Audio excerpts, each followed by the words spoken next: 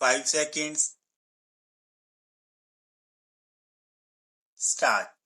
Sir, agriculture is neglected as against the industrial sector.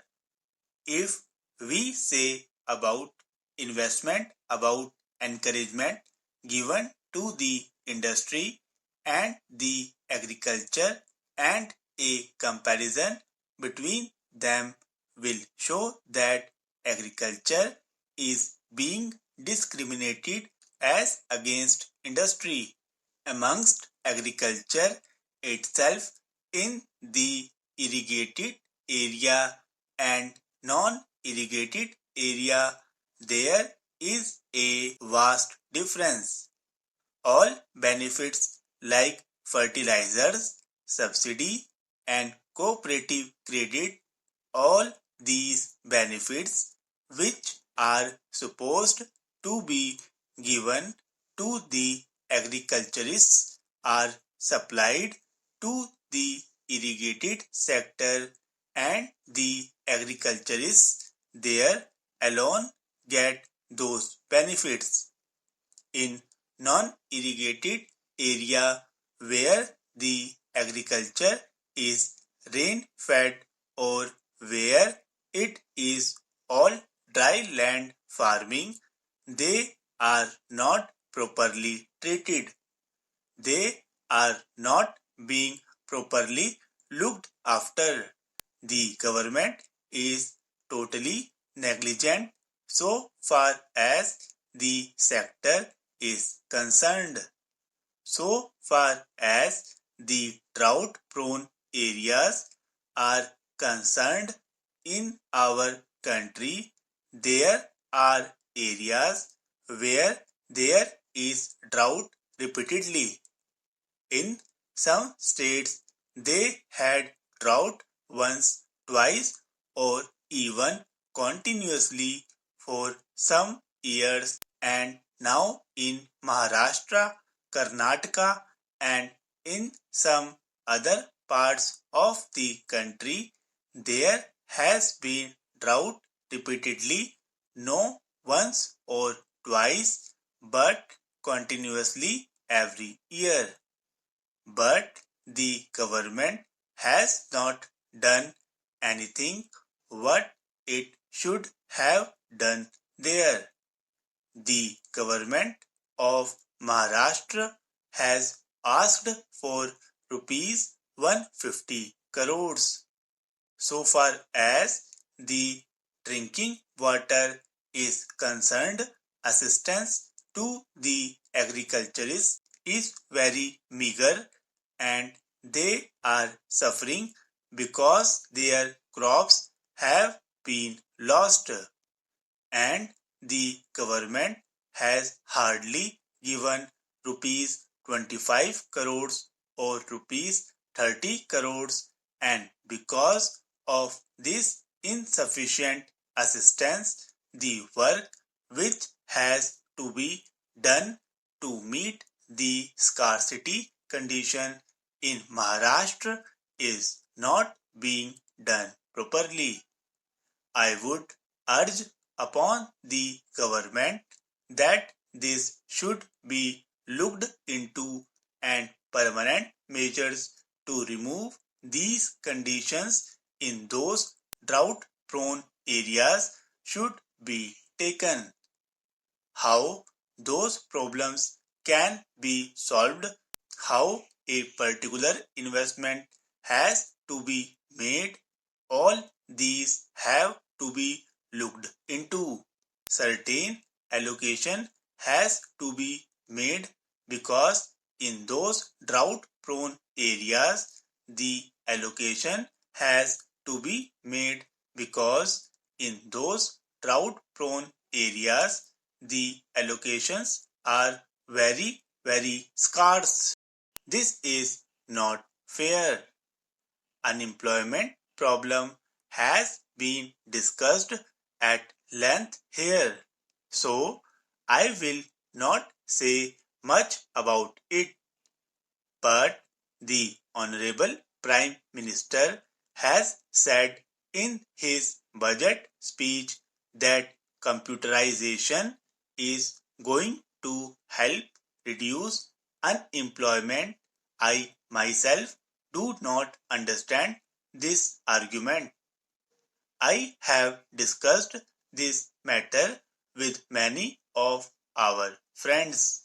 I urge upon the members of the ruling party and the government to explain this factor as to how it is that computerization is going to help reduce unemployment.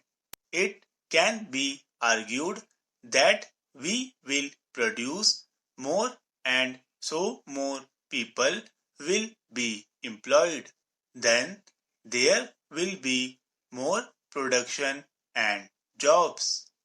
Here I would like to point out that so far as production is concerned, the production is already in plenty.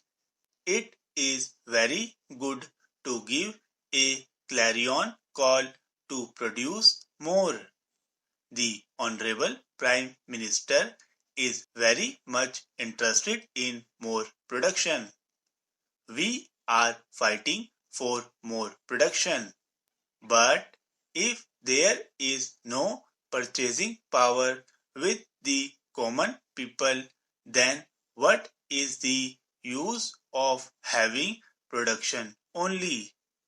Now cloth is available in the market in plenty, grains are available in plenty, but the common people do not have the purchasing capacity to purchase cloth and grains. They cannot have 2 square meals a day. They cannot have sufficient clothing for themselves. This factor should be taken into account while saying so. The purchasing capacity of the common people should be increased. I would like to draw the attention of the government to an important issue which has been pending since 1956. There is a border dispute between the government of Maharashtra and the government of Karnataka. Certain people in boundary areas want to join Maharashtra.